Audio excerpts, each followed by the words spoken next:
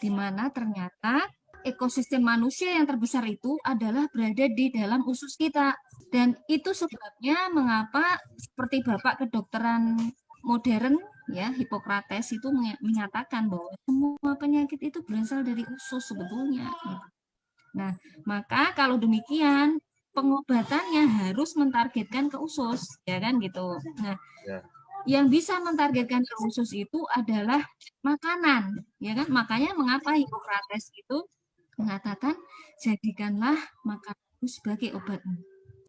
Otomatis diperlukan makanan yang bersifat fungsional ya, yang bisa memperbaiki usus ya, bisa membersihkan usus, dan dia punya kemampuan juga memperbaiki ekosistem. Salah satu yang menyebabkan autoimun adalah karena dinding usus yang renggang. Akibat dinding usus yang renggang ini, setiap kita makan sesuatu yang mengandung protein ya, terutama misalnya protein dari susu atau gluten ya.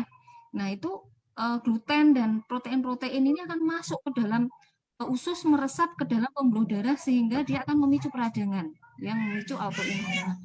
Pada orang-orang autoimun ini leaky gut namanya ya. Kondisi usus yang dia dindingnya tidak rapat lagi itu namanya leaky gut. Nah, itu harus kita rapatkan.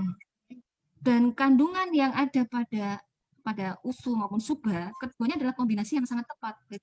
Kita menderita autoimun, mengkonsumsi keduanya akan lebih baik. Di sini penderita autoimun itu derajat penyakitnya itu berbeda-beda ya, dan juga ada faktor genetik yang mempengaruhi. Jadi, misalnya pada autoimun yang jenis inflammatory bowel disease ya, yaitu suatu penyakit autoimun yang menyerang usus besar yang berupa peradangan pada usus yang kronik yang menyebabkan gejala dan tanda berupa diare kronik. Nah, pada orang-orang seperti ini ada orang yang dia mengalami seperti itu karena faktor genetik di mana dia gagal mengenali bakteri baik itu sebagai temannya.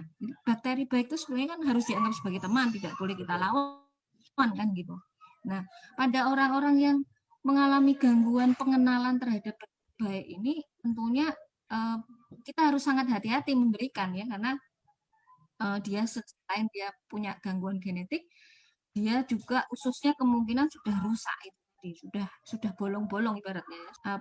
Bukan hanya peptida dan gluten yang memicu, bahkan bakteri baik yang melapisi permukaan aja dia bisa menang. Maka pada orang-orang ini harus hati-hati. Nah, dan apa kok ada orang yang justru membaik autoimun setelah diberikan, karena tidak semua kandungan usu yang ditakutkan seperti yang diberitakan itu dia hanya bersifat mengaktifasi tadi. Jadi kandungan ini tuh sebetulnya lebih bersifat imunomodulasi namanya, menyesuaikan, menyeimbangkan istilahnya ya, menyeimbangkan, karena sebenarnya tubuh manusia itu diciptakan dalam keseimbangan ya, keseimbangan dalam sistem organnya ya, keseimbangan dalam sistem imunnya, keseimbangan dalam ekosistem mikrobiotanya ya. Maka sebetulnya ya kita harus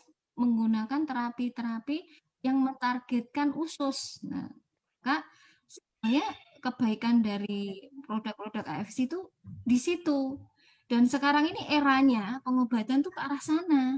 Jadi sebenarnya untuk autoimun nggak ada masalah untuk konsumsi produk kita dong?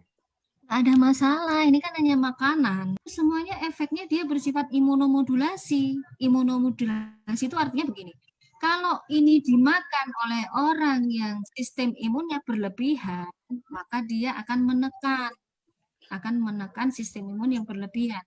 Tapi kalau ini dimakan oleh orang yang sistem imunnya lemah, maka akan menaikkan sistem imun. Jadi ini prinsip kerja dari makanan gitu loh. Berbeda dengan obat yang hanya diambil zat aktifnya. Kalau kamu mau bilang setelah makan usu kamu kok jadi kambuh, bentar, kan ada faktor lain, pola makannya, pola hidupnya dia, ya kan, faktor genetik mungkin, ya kan. Jadi harus dilihat semua faktor itu. Nggak bisa kita menuduh, mengkambing hitamkan usu kalau ternyata dia banyak faktor perancu yang lainnya. Kalau kita mau mengatakan ini sebagai faktor penyebab, tidak semudah itu, ya harus diteliti.